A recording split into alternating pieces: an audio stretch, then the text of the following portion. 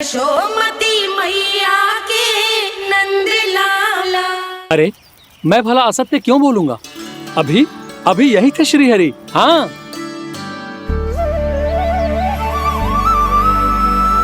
हाँ, जैसे श्री हरि को तो कोई कार्य है ही ना। वो तो आतुर होके बैठे रहते हैं कब तुम हरि हरि बुलाओ और वो दौड़े चले आए। भगवान तो भक्तों के पास आने के लिए सदैव आतुर रहते हैं। बल्कि सत्य तो यह है कि भक्तों के मन में ही निवास करते हैं भगवान। भगवान तो भक्त के पास आने के लिए सदैव ही आतुर रहते हैं शंकरी मौसी। बल्कि सच्ची बात तो ये है कि भगवान हमारे मन में ही निवास करते हैं। कम से कम तू तो इसे बढ़ावा मत दे जशोदा। जब देखो जब हरि नाम की रट लगाए रहते है। हरि बोलते बोलते ऐसो बावलो होता है कि सारा कार्य भूल जाता है। 2 दिन से अपनी मटकी के लिए चक्कर काट रही हूँ। अभी तो एक चक्कर और लगाना होगा आपको। आपकी मटकी तैयार हो गई है, अभी लाता हूँ।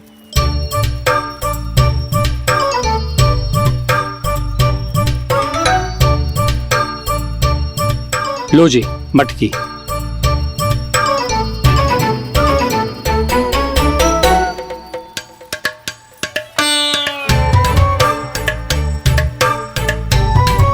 इस कच्चे मटके का क्या करूं मैं?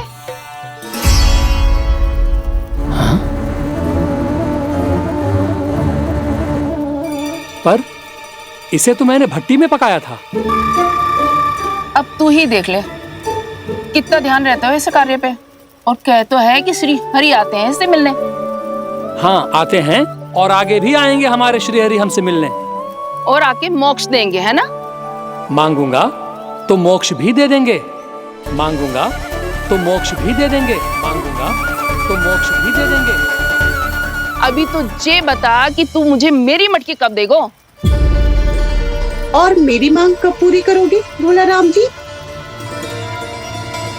मेरो घड़ा मेरे दिए तो तैयार है ना कल एकादशी की पूजा और व्रत के लिए। एकादशी का व्रत? हाँ, एकादशी का व्रत। इसे करने से श्री हरि बहुत प्रसन्न होते हैं। अच्छा, फिर तो अभी लाया।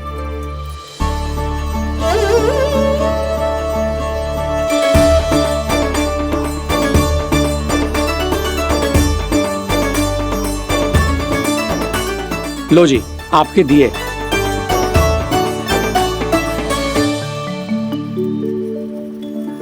और जो हमने मांगा है वो? बाकी सब शेष द्वादशी के दिन मिलेगा, क्योंकि कल मैं भी एकादशी का व्रत रखूंगा, क्योंकि कल मैं भी एकादशी का व्रत रखूंगा, क्योंकि कल मैं भी एकादशी का व्रत रखूंगा।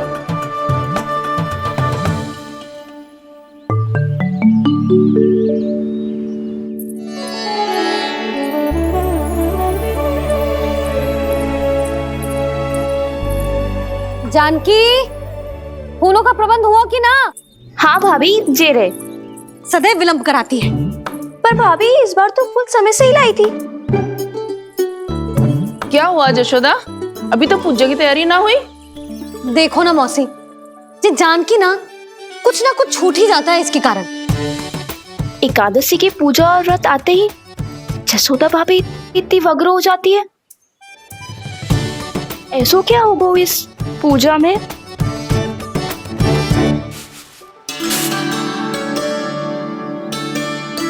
ये थाली में रोली चंदन रखने से, दिया जलाने से के होगो? आपको पता भी है एकादशी का व्रत क्यों रखते हैं? क्या महत्व है इसका? लो, जे तो मैं जसोमती रानी से पूछना भूल ही गया। पर हाँ भगवान, मेरे लिए इतना ही पर्याप्त है कि इस व्रत को रखने से मेरे श्रीहरि हमसे प्रसन्न हो जाएंगे।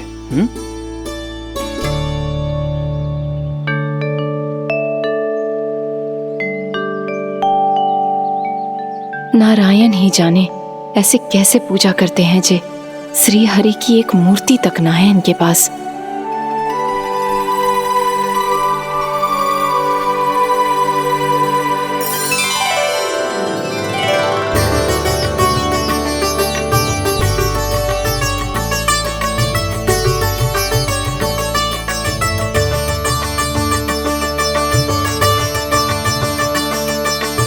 प्रभु, न तो मेरे पास मूर्ति है और ना तो इस व्रत के विधि विधान के बारे में मुझे जानकारी है और ना ही मुझे इसके महत्व के बारे में जानकारी है, पर फिर भी मैं करना चाहता हूं।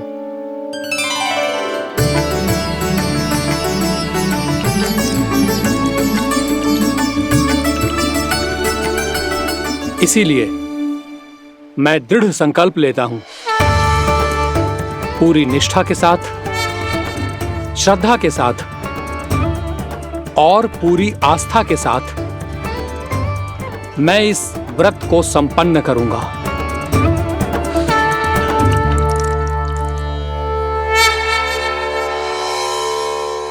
हम संकल्प लेते हैं कि एकादशी के व्रत को पूरी निष्ठा के साथ संपन्न करेंगे।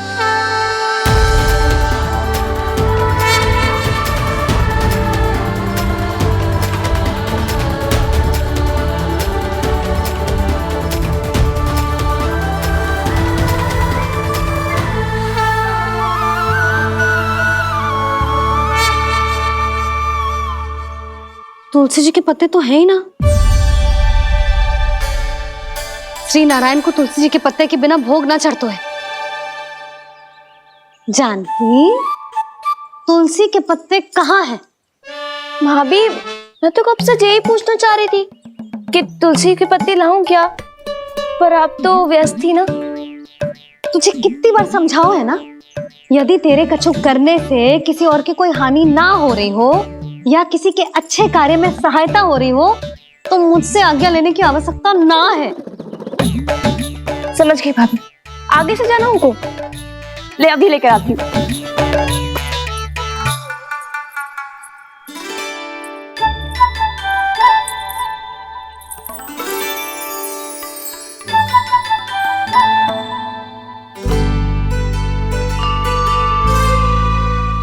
ताऊ, आपने पहले ये व्रत करो है?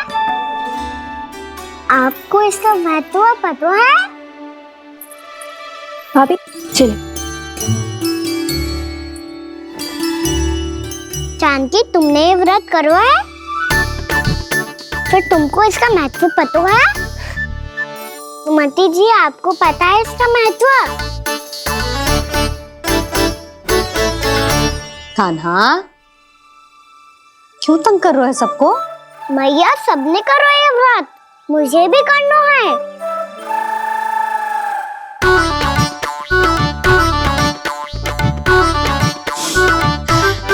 ये व्रत केवल बड़ों के लिए होती है लल्ला। जब आप ये व्रत कर सकती हो, बाबा कर सकते हैं,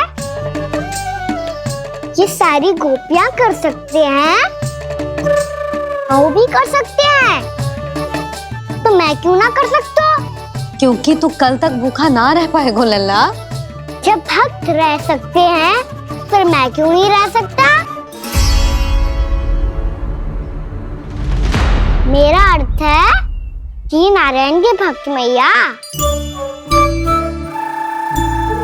मैया मान जाओ ना, मुझे करने दो ना ये व्रत। अपनी लल्ला पे आप विश्वास ना है आपको? विश्वास है। अच्छा ठीक है, तू भी कर ले।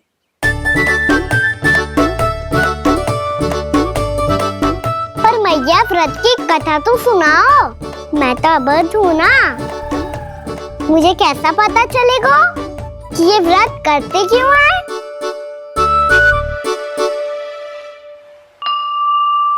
प्रभु, मुझ अबोध को कैसे पता चलेगा कि इस व्रत का क्या विधि विधान होता है और क्यों रखा जाता है और इसका महत्व क्या होता है? मुझे तो आप ही बता सकते हैं प्रभु। जब व्रत कर रहे हैं तब उसका महत्व भी पता होना चाहिए ना। बताओ ना मैया, क्यों रखते एकादशी का व्रत? इसके लिए तो तुझे एकादशी की कथा सुननी होगी। सुनेगो ना?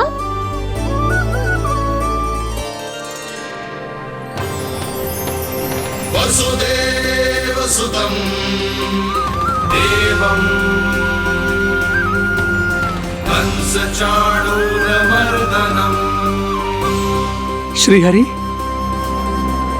यशोदा परमानन्दं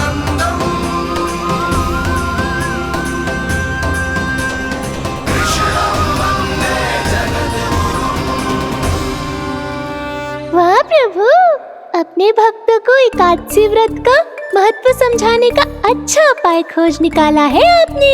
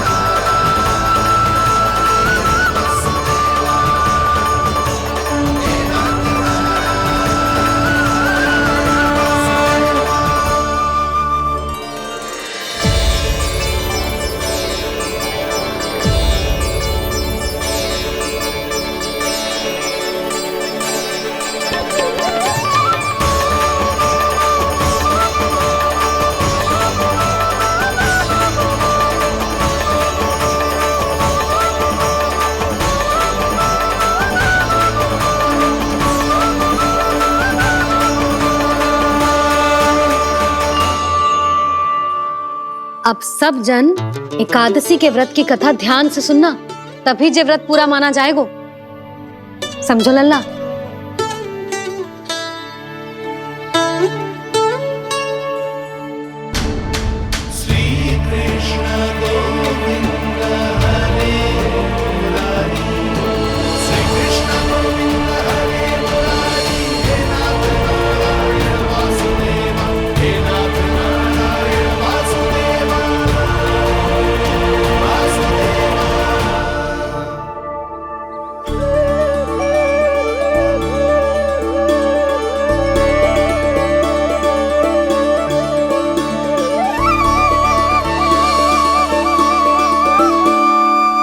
सतयुग में चंद्रावती नाम के नगर में मूरा नाम का एक असुर राज्य करता था।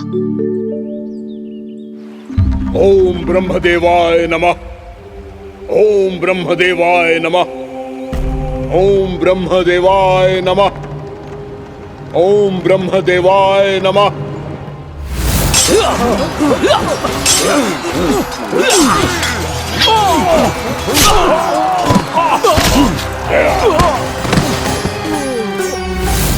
ओम ब्रह्मदेवाय नमः।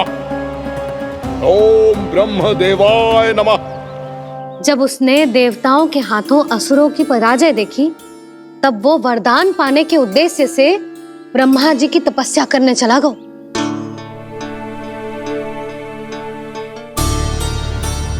शीघ्र ही मूरा की तपस्या सफल हो गई और ब्रह्मदेव जी उससे प्रसन्न हो गए। ओम ब्रह्मदेवाय नमः।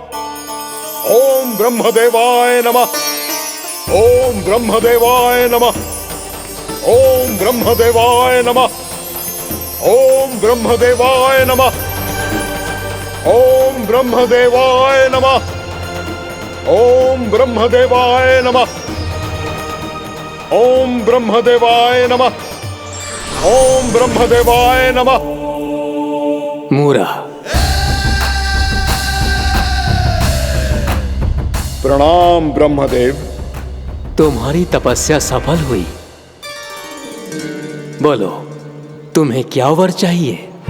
सृष्टि के रचयिता ब्रह्मदेव, कृपया मुझे ऐसा वरदान दीजिए जिसकी सहायता से मैं त्रिलोकी विजयी बन जाऊं और कोई देवता मुझे पराजित ना कर सके।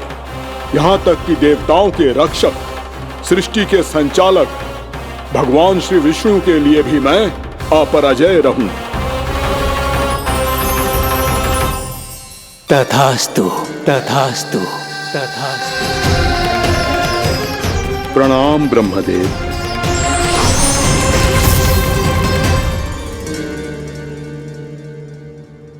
ऐसा वरदान पाकर मूरा बहुत अभिमानी होगा। यक्षों, किन्नरों, यहाँ तक कि देवताओं को भी युद्ध के लिए ललकारने लगो, पर किसी ने भी उसकी ललकार को स्वीकार ना करो, क्योंकि सभी उसकी शक्ति से बहुत भयभीत थे और उसके सामने युद्ध किए बिना ही अपनी पराजय स्वीकार करने लगे और फिर दंभ में आके उसने स्वर्ग लोक पर भी आक्रमण कर दिया और देवराज इंद्र तक को चुनौती दे डाली।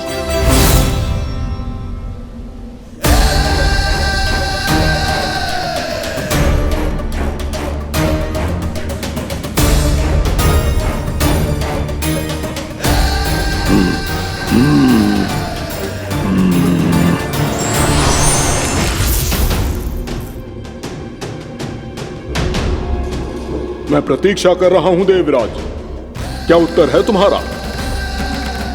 मुझसे युद्ध करोगे या फिर बिना लड़े ही पराजय स्वीकार कर मेरे अधीन हो जाओगे और सौंप दोगे मुझे अपना ये स्वर्ग लोक? सारी शक्ति तुम्हारे मुख में है या कुछ बाहुबल भी है तुम्हारे पास? मैं तुम्हारी चुनौती स्वीकार करता हूं मूरा, मैं तुम्हारी चुनौती स्वीकार करता हूं मूरा।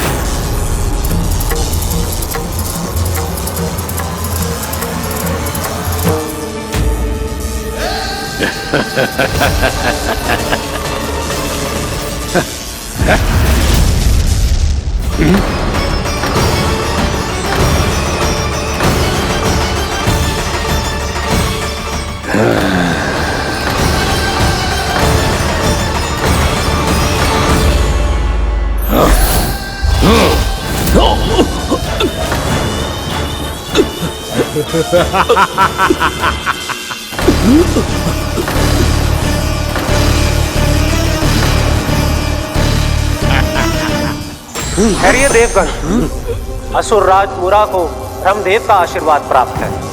आप में से कोई भी इन्हें पराजित नहीं कर पाएगा।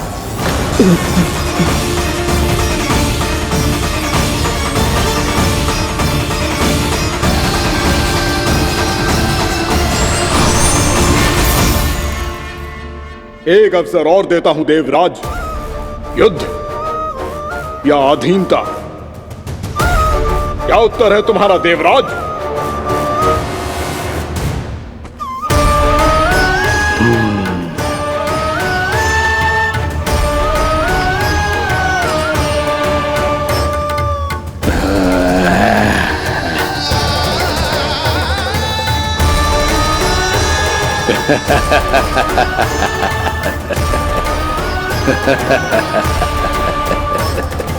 इंद्र और सभी देवताओं ने मूरा के आतंक में आके उससे भयभीत होके अपना सिंहासन छोड़ दियो। अब मूरा स्वर्ग का अधिपति बन गयो और शीघ्र ही उसने अन्य सभी असुरों को स्वर्ग में निवास करने के लिए आमंत्रित कर दियो। और इस प्रकार से वो धीरे धीरे तीनों लोकों का सम्राट बन गयो। उसे किसी ने रोका नहीं मैया?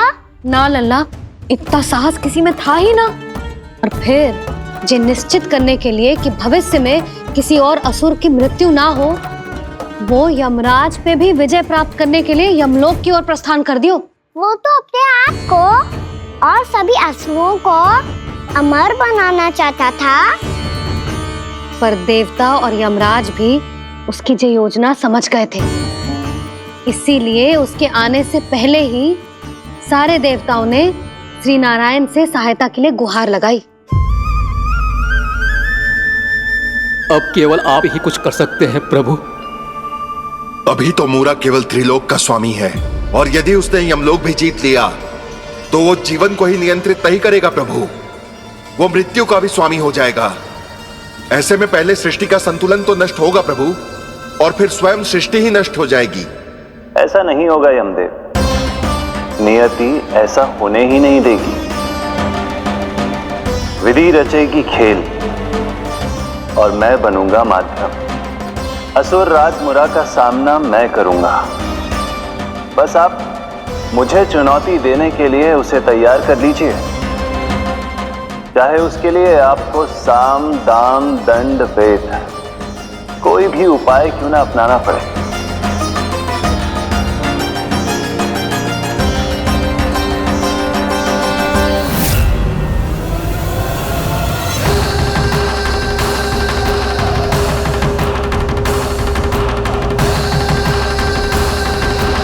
आप तो मेरी प्रतीक्षा में पहले से ही खड़े हैं यमदेव।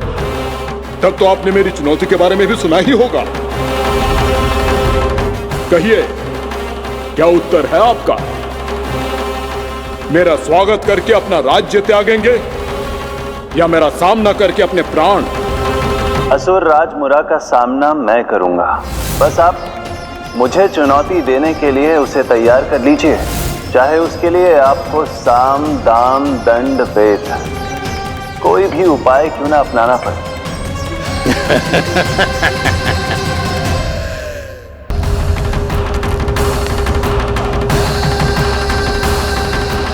आप तो मेरी प्रतीक्षा में पहले से ही खड़े हैं यमदेव। तब तो आपने मेरी चुनौती के बारे में भी सुना ही होगा।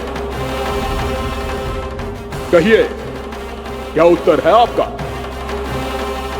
मेरा स्वागत करके अपना राज्य त्यागेंगे या मेरा सामना करके अपने प्राण? हे असुर श्रेष्ठ, मैं आपकी अधीनता स्वीकार करने के लिए तैयार हूं। बस एक विनती है मेरी। शर्त को विनती का नाम देकर पहलाना चाहते हो मुझे यमराज? असुर राज मूरा के सामने शर्त रख पाओ, इतना सामर्थ्य नहीं है तुम में। इसका आभास है मुझे असुरराज, पर मैं आपकी अधीनता स्वीकार करूं इससे पहले आपको स्वामी धर्म का पालन करना होगा। मेरे पुराने स्वामी के क्रोध से मेरी रक्षा करनी होगी आपको। कौन है तुम्हारा पुराना स्वामी? भगवान श्री नारायण। और छोटी माँ मूरासुर को तो श्री नारायण से भी रक्षा का वरदान प्राप्त था ना? यही तो श्री नारायण की लीला थी बलराम। पर वो राक्षस अपने दम में ये समझ ही ना पाओ कि वो क्या भूल करने जा रहे हैं, और पहुंच गो भगवान श्री नारायण को चुनौती देने के लिए।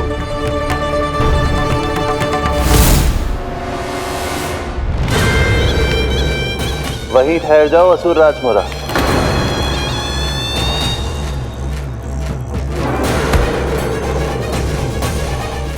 यहां क्यों आए? आपको पराजित करने और ये वैकुंठ जीतने, ताकि मैं यमलोक का स्वामी बन सकूं। फिर आओ, युद्ध भूमि में मेरा सामना करो।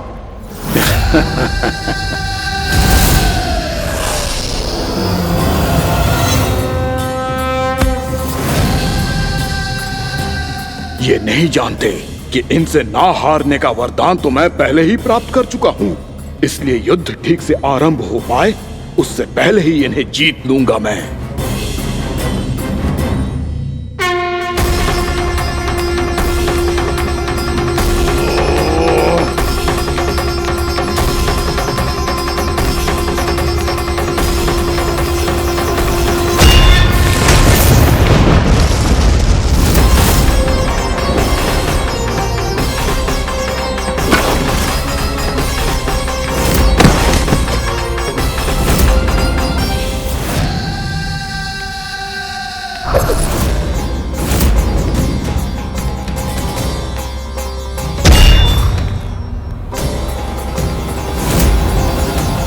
और इस प्रकार ये युद्ध वर्षों वर्षों तक चलता रहो। दोनों योद्धा पूरे ब्रह्मांड में अनेक अस्त्रों शस्त्रों के साथ युद्ध करते रहे।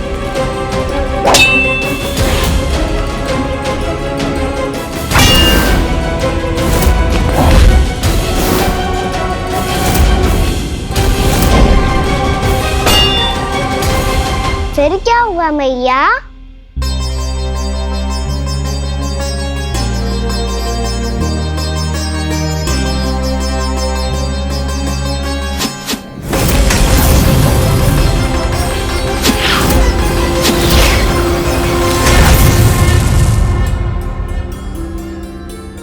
उस युद्ध को कभी समाप्त हुआ हो, पर कैसे? शीघ्र ही वो राक्षस थक गौ लल्ला।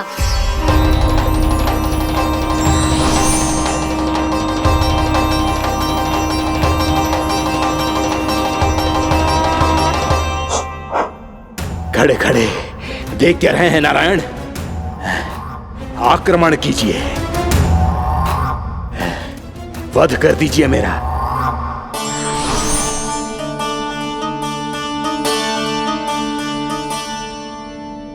मैं तुम्हारी वीरता से प्रभावित हूं, इसीलिए इतनी थकान की स्थिति में मैं तुम जैसे वीर पर आक्रमण नहीं करूंगा। जाओ, विश्राम करो। यदि फिर से युद्ध करने की इच्छा हो तो तुम्हारा स्वागत होगा।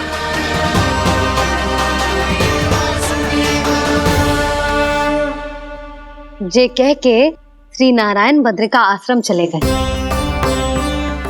और वहां हिमवत नाम की एक कंदरा में ध्यान लगा के बैठ गए। उधर वो राक्षस विश्राम करने लगो। अनेकों दिन बीत गए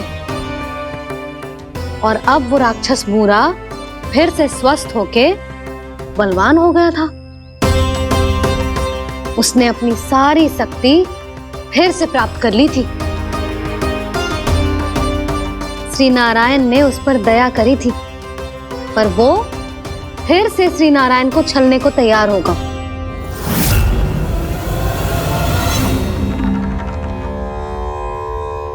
ध्यान में बैठे बैठे श्री नारायण योग निद्रा में चले गए,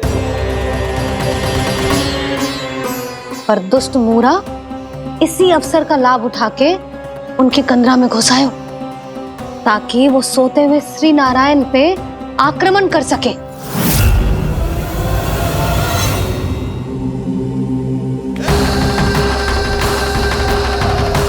आज इस लंबे युद्ध को जीतकर अपने इस अंतिम शत्रु का भी अंत कर दूंगा मैं।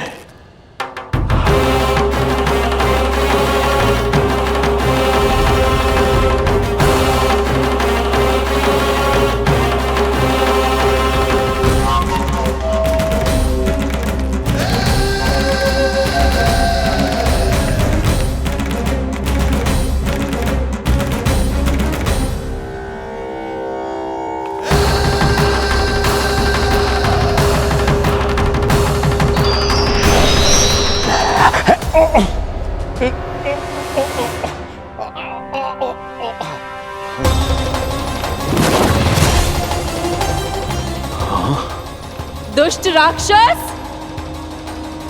प्रभु ने तुझ पर दया की, तुझे संभलने का अवसर दिया। तू इन्हीं पर ही छल से वार करने चला है।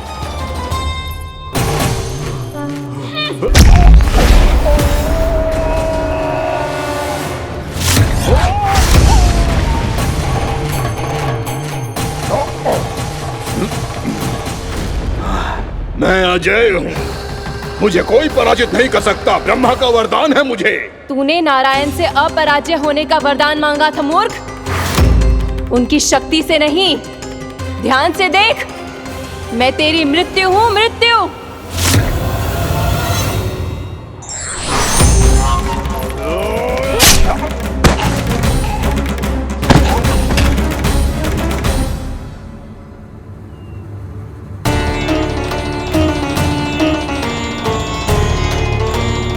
वो देवी कौन थी छोटी माँ? और कौन बलराम, वही तो थी देवी एकादशी।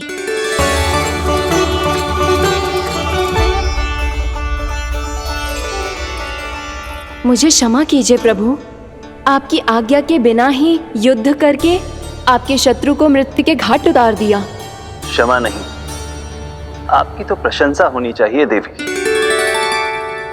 असुर राज को मारकर आपने सभी देवताओं को मुक्त करवाया है। इस पापी के अहंकार से तीनों लोकों की रक्षा की है आपने। आप एकादशी की तिथि पर मेरी एकादश इंद्रियों से उत्पन्न हुई हैं। इसीलिए मेरे सभी भक्त आपको उत्पन्न एकादशी के नाम से जानेंगे। सभी तिथियों में आपका स्थान सर्वश्रेष्ठ होगा। जिस तरह आपने राक्षस के आक्रमण से मेरी रक्षा की है, उसी प्रकार एकादशी के दिन व्रत करके जो भी भक्त आपकी कथा सुनेगा, मैं स्वयं उसकी रक्षा करूंगा। जो आपकी पूजा करेगा उसे मेरी विशेष कृपा प्राप्त होगी और उसके साथ साथ उसे मिलेगा धन, सिद्धि और मोक्ष।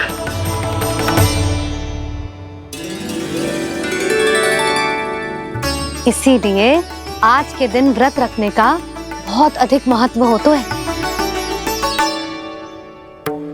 बोलो एकादशी मैया की जय। बोलो श्री नारायण भगवान की जय।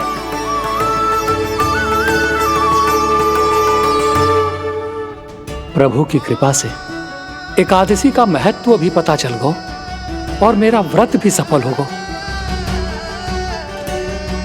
अभी नहीं भूला राम, एकादशी का व्रत पूरी तरह तभी सफल होता है जब द्वादशी के दिन उसे पूरा किया जाता है।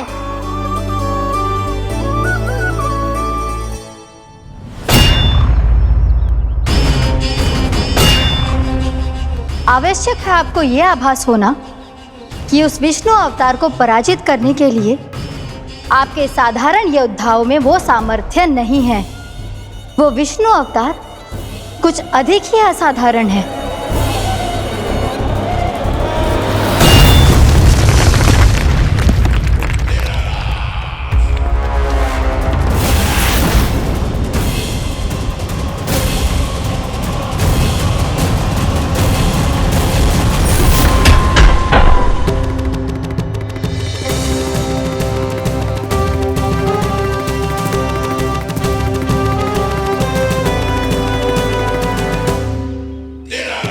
अब मैं दिखाऊंगा उस विष्णु अवतार को असाधारण शत्रु क्या होता है।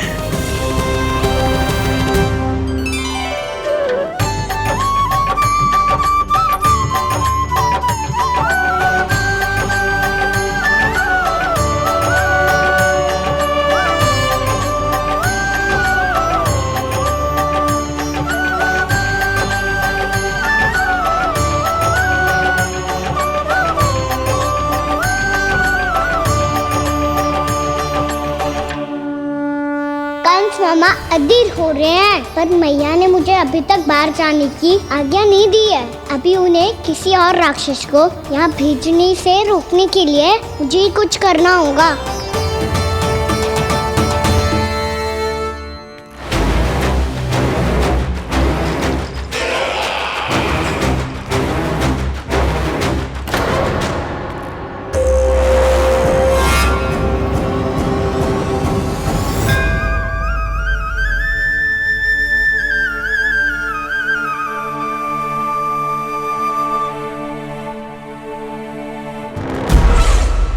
कौन हो तुम? बचपन से ही मुझे मारने का सपना देख रहे हैं, सिर्फ मुझे ही नहीं पहचानते।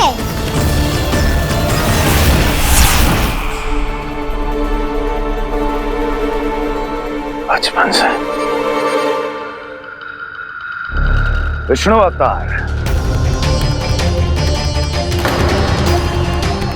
कोई गाना बुलाता है तो कोई मुरलीधर पुकारता है, कोई माखन चोर कहता है, कोई कहता है चिच्चोर।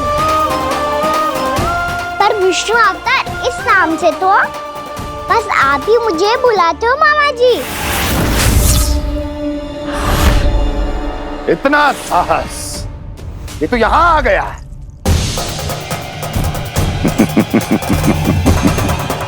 यहाँ आ तो गया तू विष्णु अवतार, किंतु यहाँ से जीवित नहीं जाएगा।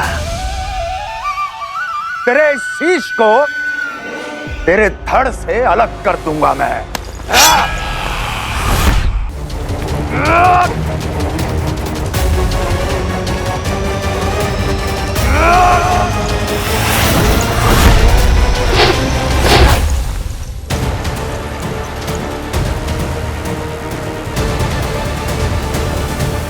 वहाँ कहाँ देख रहे हो मामा जी?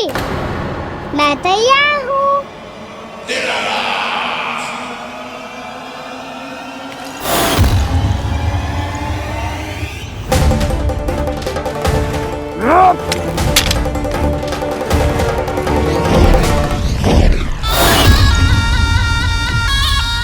मामा जी, आप सदैव इसी तरह क्रोध में रहते हो क्या?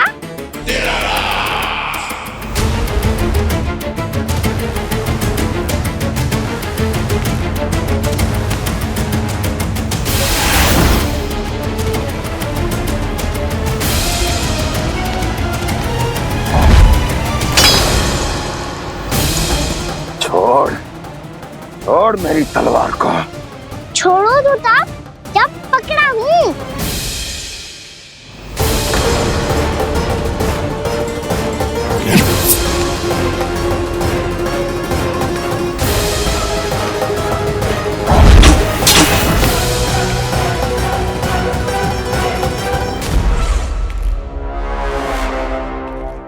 मामा जी,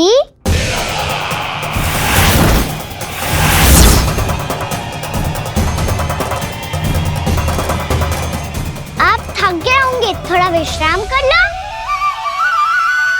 आपका तो पता नहीं, मैं अवश्य थक गया हूँ।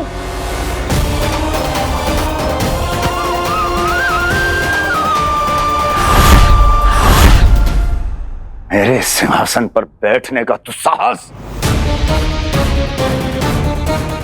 अभी तो बस अभ्यास कर रहा था मामा जी। भविष्य में मुझे तो बैठना है यहाँ। आपने बल प्रयोग करके से अपने पिताजी से छीना था, मैं आज से छीन लूंगा। जो छल और बल से लिया जाए वो अधिक समय तक टिकता नहीं है मामा जी।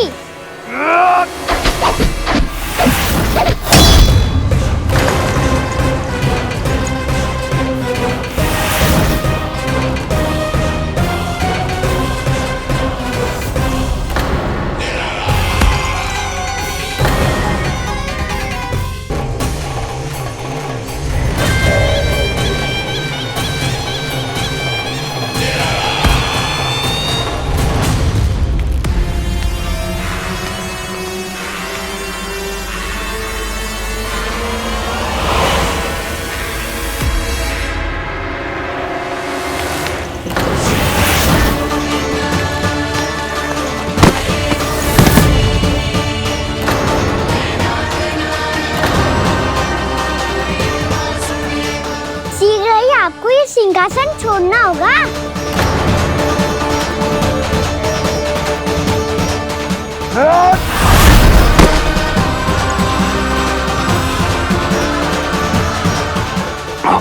वो मेरा सिंहासन छीनना चाहता है। वो आ रहा है, वो आ रहा है। सैनिकों, सैनिकों! दुर्जन, बंद कर दो सभी द्वार और झरोखे, सब के सब। इसकी हर संभावना पर इतना कड़ा पहरा बिठा दो कि ना तो कोई महल के भीतर आ सके, ना कोई बाहर जा सके।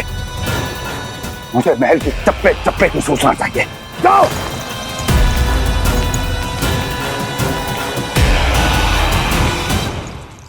सिंहासन।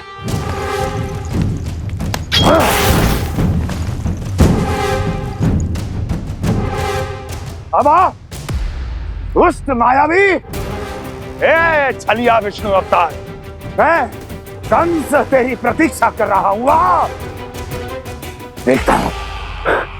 देखता हूं मेरे सिंहासन पर कैसे बैठता है तू। मुझे तो बस कुछ समय चाहिए था, वो मिल गया। अब करते रहिए आप प्रतीक्षा।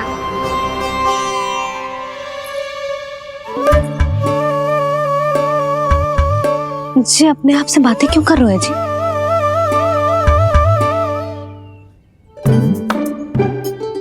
आप मुस्कुरा क्यों रहे हो? ना कछु ना। बताओ क्यों मुस्कुरा रहे हो?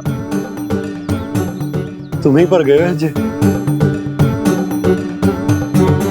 जब तुम व्रत करती हो तो तुम भी ऐसा ही करती हो। इसी प्रकार भूख अधिक लगने पर अपना ध्यान भटकाने के लिए स्वयं से ही बड़बड़ाती रहती। होगा। आपको तो बस मेरा उपहास उड़ाने के लिए बहाना चाहिए।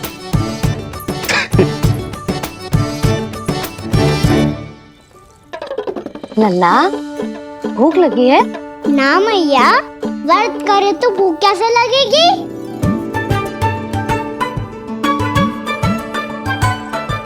यदि लगी हो तो छोटे बालकों को थोड़ी बहुत भूल चूक क्षमा होती है। कछु ना तो फल तो तू खा ही सकते है। अब तो पूरे नियम और विधि विधान से व्रत तोड़ूंगा। कल द्वादशी के सुबह मुहूर्त के अनुसार। ठीक।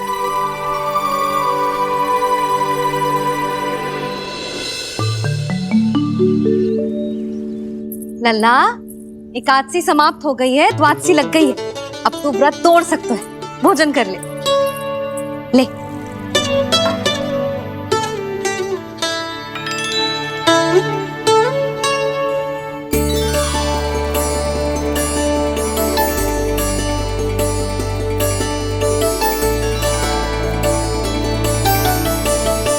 आज तो कार्य कर लीजिएगा। मैं ना चाहती कि सब गांव वाले फिर से आपका उपहास उड़ाएं। अरे इसी क्षण कार्य आरंभ करना आवश्यक ना है, कुछ खा तो लो। कल भी पूरे दिन व्रत में रहे, अब तो कुछ खा लो। ना ना, अभी बिल्कुल भूख ना है। और हाँ भगवान, तुम्हें चिंता करने की आवश्यकता नहीं है। आज मैं किसी को भी 2 शब्द कहने का अवसर नहीं दूंगा। अरे कुछ खाओगे पियोगे नहीं तो कैसे रहोगे?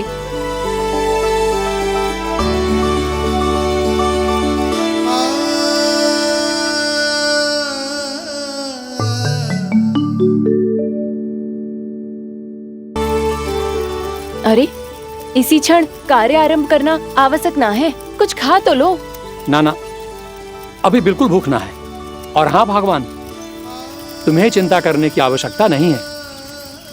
आज मैं किसी को भी 2 शब्द कहने का अवसर नहीं दूंगा।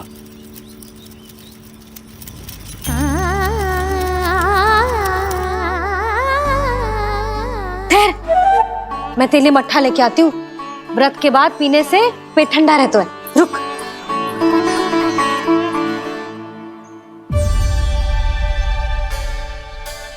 भक्तों ने अभी तक व्रत नहीं तोड़ा है, मैं कैसे तोड़ लूं? भूख कहाँ से होगी? श्री हरि नाम से पेट तो भर लेते हो। श्री हरि श्री हरि श्री हरि।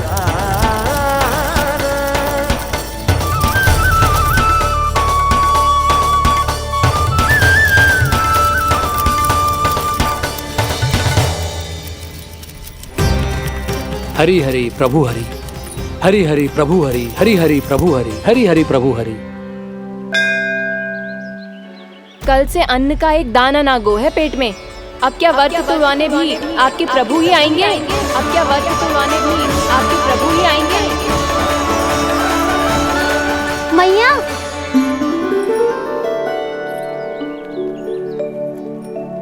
मैया पहले व्रत तोड़ के कछु खा तो लो। अभी ना, लौट के आने के बाद। हाँ,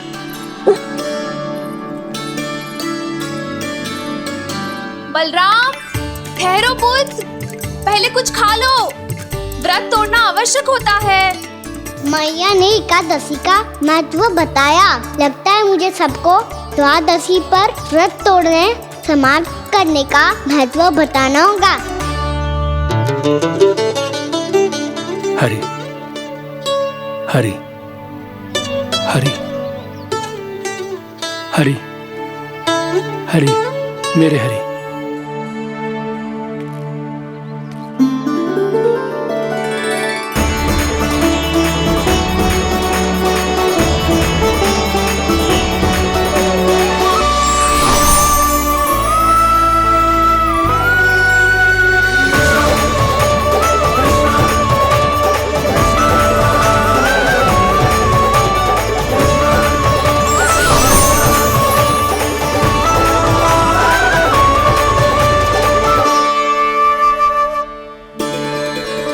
अभी अभी तो मैंने बच्चों की मां को वचन दिया था कि आज किसी को शिकायत करने का अवसर ना दूंगा, और अब मैं प्रभु श्री हरि की कल्पना जसोमती रानी के लल्ला में ही करने लगा।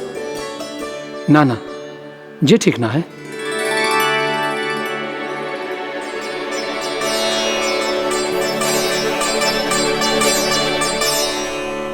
ठीक है तो है, बिल्कुल सही पहचाना है आपने। बड़े तो बड़े, अब तो बालक भी हमारा उपहास उड़ाने लगे। मैं आपका उपहास नहीं उड़ाने आया, मैं तो आपके एकादशी के व्रत को पूरा कराने आया हूँ।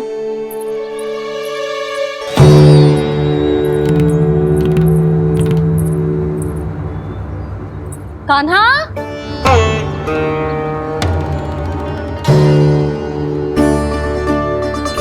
तो ये रे आपकी छड़ी।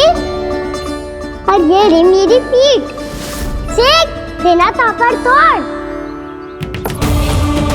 आज तो इसकी पीठ सेक के रहूंगी मैं। मैया घर पे भूखी मुझे ढूंढ रही होगी। लो आज द्वादशी के दिन पहले प्रहर में भोजन करके अपना एकादशी का व्रत पूरा करो आप। धन्यवाद राजकुमार, पर अभी हमें भूख नहीं है। बहुत सारा काम पड़ा है और अभी थोड़ी ही देर में शंकरी बहन भी अपनी मटकी लेने आती होंगी।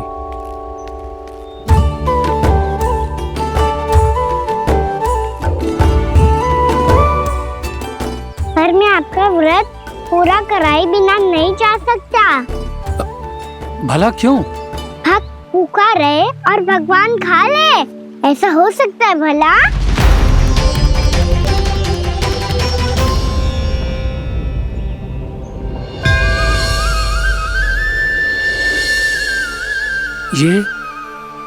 ये कैसा भ्रम हो रहा है मुझे? मुझे लगता है अपना काम करना चाहिए। द्वादशी के पहले प्रहर में व्रत पूरा करना बहुत आवश्यक होता है, ना तो एकादशी का व्रत भी पूरा ना मानो जातो। इतनी सारी ज्ञान की बातें तुम्हें कैसे पता है लल्ला?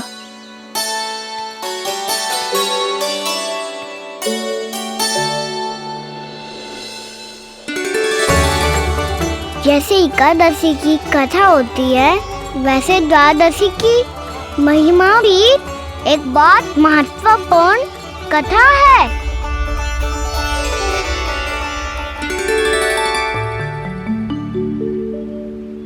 कैसी कथा?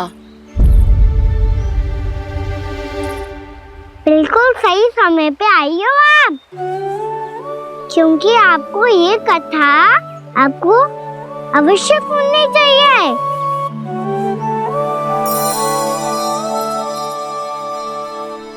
मुझे क्यों? पहले सुन तो लियो, फिर स्वयं ही पता चल जाएगा। बहुत समय पहले एक राजा हुआ करते थे, राजा अम्बरीश। भगवान श्री हरि के बहुत बड़े भक्त थे। ओम नमो नारायणाय। ओम नमो नारायणाय।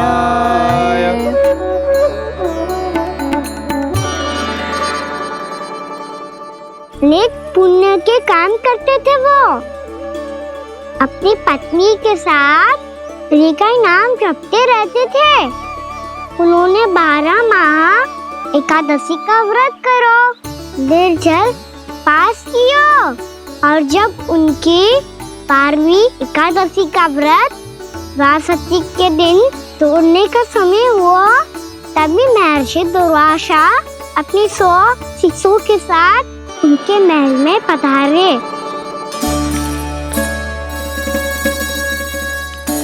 प्रणाम स्वीकार करें महर्षि। आप जैसे महान ऋषि मेरे राज्यसभा में आए, वो भी ऐसे अवसर पर जब मैं और मेरी पत्नी निरंतर 12 एकादशियों के बाद अंतिम एकादशी का व्रत तोड़ेंगे।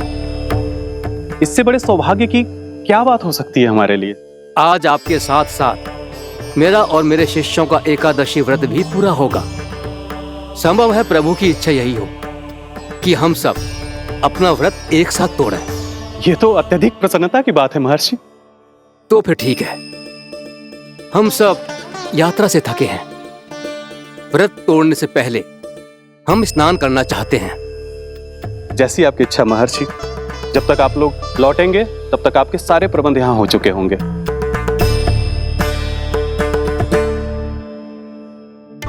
महर्षि दुर्वासा स्नान करने गए थे, पर उन्हें लौटने में विलंब हो रहा था और इधर द्वादशी पर व्रत पूरा करने का मुहूर्त बीता जा रहा था।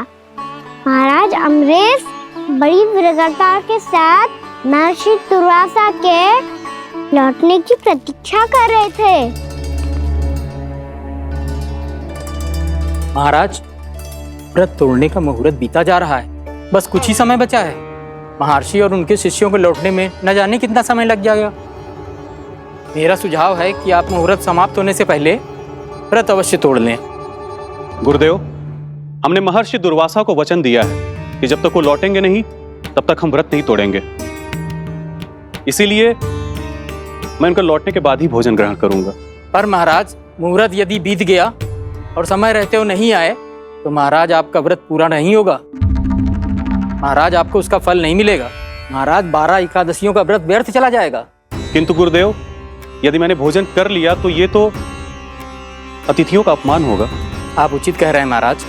भोजन के लिए उनकी प्रतीक्षा अवश्य कीजिए महाराज। पर मुहूर्त रहते हुए एक तुलसी का पत्ता और जल ग्रहण कर लीजिए। इससे आपका व्रत भी पूरा हो जाएगा और अतिथि का मान भी रह जाएगा। आपका सुझाव अच्छा है गुरुदेव।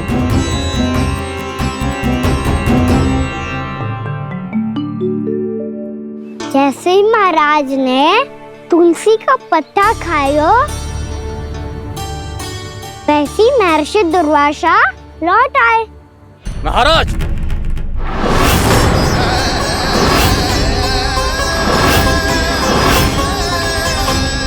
महाराज को उपास तोड़ते देखते बहुत क्रोधित हो गए।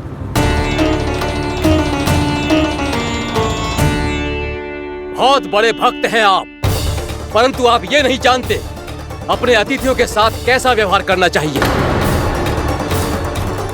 आपने हमें साथ भोजन करने का वचन दिया था, पर अपना व्रत क्यों तोड़ा आपने? महर्षि, मैंने भोजन नहीं ग्रहण किया। कहीं मुहूर्त न निकल जाए इस कारण मैंने एक तुलसी का पत्ता ग्रहण कर लिया। 56 भोग खाया हो या एक पत्ता, अपना व्रत तोड़कर अतिथियों का अपमान किया है, मेरा अपमान किया है। अब आपको दंड भोगना होगा ताकि आप सीख पाएं कि अतिथियों के साथ कैसा व्यवहार होना चाहिए। महर्षि, आप जो भी दंड मुझे देंगे मुझे स्वीकार है, किंतु आप क्रोधित मत होइए। क्रोध का कारण आपने दिया है महाराज। एक महर्षि का अपमान करके राक्षसी प्रवृत्ति का परिचय दिया है आपने। इसीलिए अब एक राक्षसी आपको दंड देगी।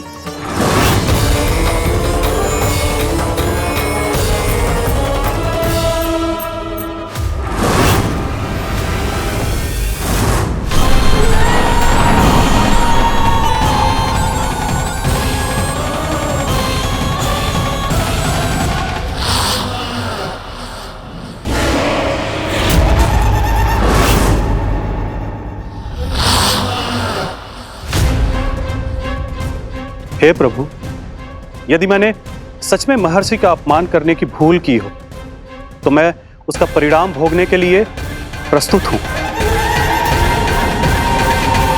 ओम नमो नारायणाय, ओम नमो नारायणाय नमः। महर्षि दुर्वासा को यह आभास ही नहीं था कि महाराज अम्बरीश ने उनका अपमान नहीं किया था। फिर भी उसे अपमान मान के वो श्री नारायण के भक्त पे संदेह कर रहे थे। मैंने भी तो भोला राम की भक्ति पे संदेह किया था। हे नारायण, ये क्या पाप हो गया मुझसे? संदेह किसी अपमान से कम ना हो तो, और भगवान सब सह सकते हैं, पर उनके प्रिय भक्तों का अपमान सहन ना कर सकते। इसीलिए उन्होंने हस्तक्षेप करने का निर्णय लिया।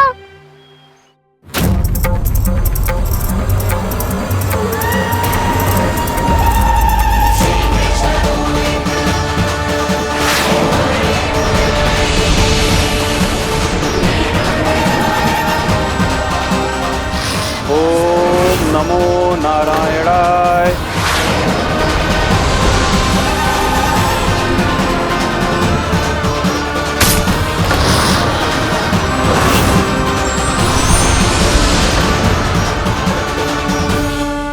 और फिर भगवान का वो सुदर्शन चक्र महर्षि दुर्वासा के पीछे पड़ गया। ये चक्र तो मेरी ओर बढ़ रहा है। ओम नमो नारायणाय। ये कैसे संभव हो सकता है? कोई रोको इसे, कोई रोको इसे।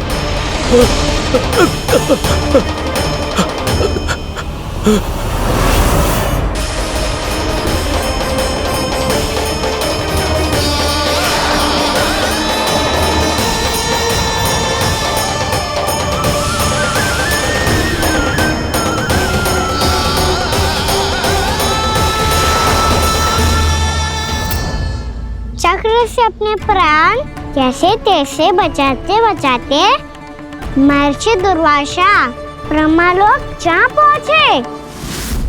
ब्रह्मदेव रक्षा कीजिए, ब्रह्मदेव सहायता कीजिए, मुझे बचाइए ब्रह्मदेव, रक्षा कीजिए। ये सुदर्शन चक्र मेरे प्राणों के पीछे पड़ गया है, मुझे बचाइए ब्रह्मदेव, मुझे बचाइए।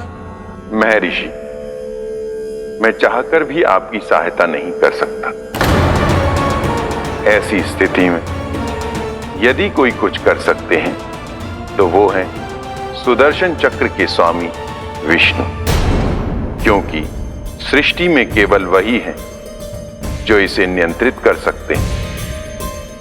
वो ही इसे वापस लौटने का आदेश देकर आपके प्राणों पर छाए हुए संकट को दूर कर सकते हैं।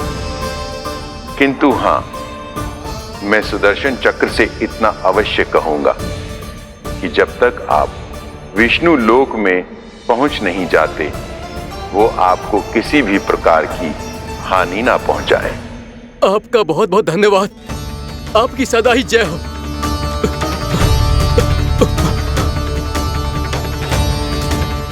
फिर क्या था? भागते भागते महर्षि दुर्वासा सीधे भगवान श्री हरि के शरण में बैकुंठ पहुंच गए। त्राहिमाम प्रभु, त्राहिमाम, मुझे बचाइए, मेरी सहायता कीजिए प्रभु, मेरी सहायता कीजिए। मैं आपके इस चक्र और ऊर्जा से नहीं भाग सकता प्रभु, कृपया करके अपने सुदर्शन को रोकिए, इसे वापस लीजिए प्रभु। यह असंभव है महर्षि। एक बार सुदर्शन चक्र मेरे हाथों से छूट जाए तो अपना उद्देश्य पूरा किए बिना, मेरे भक्तों की रक्षा किए बिना वापस नहीं लौटता। कोई तो उपाय होगा प्रभु, कृपया करके मेरे प्राण बचाइए प्रभु। मैं सुदर्शन की ऊर्जा से जलकर भस्म नहीं होना चाहता प्रभु। आप जो कहेंगे मैं करूंगा प्रभु, मेरी सहायता कीजिए प्रभु, मेरी सहायता कीजिए।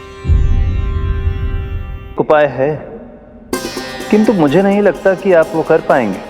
मैं अवश्य करूंगा, मैं अपनी प्राण रक्षा के लिए कुछ भी करूंगा प्रभु। आपने मेरे भक्त राजा अम्बरीश को भक्ति का कर्तव्य निभाने के लिए अपमानित और दंडित किया है महर्षि, पर भक्त की रक्षा करना भगवान का कर्तव्य है। इसलिए यदि आप भक्त राजा अम्बरीश के पास जाकर क्षमा याचना करें और यदि वो आपको क्षमा कर दे तो ही ये चक्र आपके प्राण लिए बिना लौट सकता है। अन्यथा आप तो जानते हैं महर्षि, मेरे भक्त का अपमान मेरा अपमान। भक्त का अपमान भगवान के अपमान से कम ना हो तो है। महर्षि दुर्वासा को भी ये बात समझ आई और फिर उन्होंने महाराज अम्बरीश से क्षमा याचना की। महाराज महाराज महाराज महाराज महाराज, मुझे क्षमा करें महाराज, मुझसे बहुत बड़ी भूल हो गई महाराज, मुझसे बहुत बड़ी भूल हो गई महाराज। महर्षि, आप हमारे चरण छुए ये उचित नहीं। महाराज, महाराज अम्बरीश, आप नारायण के सच्चे भक्त हैं। मैंने आपको अपमानित किया, दंडित करने का प्रयास किया महाराज। इस अपराध के लिए मुझे क्षमा कीजिए महाराज, और इस सुदर्शन चक्र से मेरे प्राण बचाइए महाराज।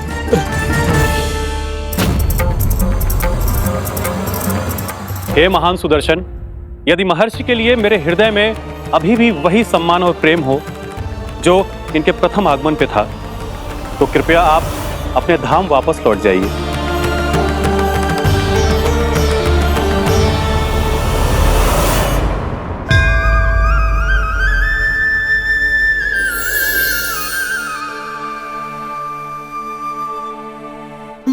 आपका बहुत बहुत धन्यवाद महाराज अम्बरीश।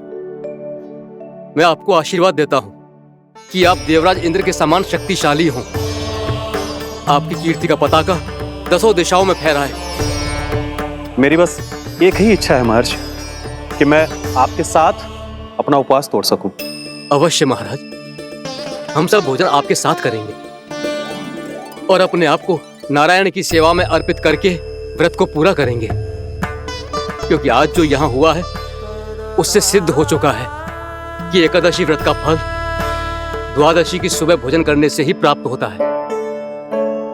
इस इस कथा से हमें पता चलता है कि सभी को द्वादशी के सुबह भर पेट भोजन करके एकादशी का व्रत पूरा करना चाहिए। और दूसरी बात, भगवान की सच्ची भक्ति अपमान कभी ना करना चाहिए। उनके साथ सदैव प्रेम से व्यवहार करना चाहिए। यही भगवान को सबसे अधिक प्रिय है। भैया भोला राम, मैंने भी श्री हरि पे तुम्हारे विश्वास का उपहास उड़ाया था, मुझे क्षमा कर दो। ना ना, आप क्षमा मांगकर मुझे लज्जित मत करो, आप तो मेरी बहन जैसी हैं। जब महर्षि दुर्वासा जैसे महान ऋषि को भी प्रभु के भक्त से क्षमा मांगनी पड़ी, तो मैं तो बहुत ही तुच्छ हूँ। मुझे आपकी किसी भी बात का बुरा ना लगा। पर पता है प्रभु को कौन सी बात सब भूला रखता है? कौन सी बात? जब उनका भक्त भूखा रहे, समय पे अपना व्रत पूरा ना करे। और जैसा कि आप सभी ने अभी कथा से सीखो है, एकादशी के व्रत को द्वादशी की सुबह अवश्य पूरा करना चाहिए। अब आप जाओ, अपना व्रत पूरा करो।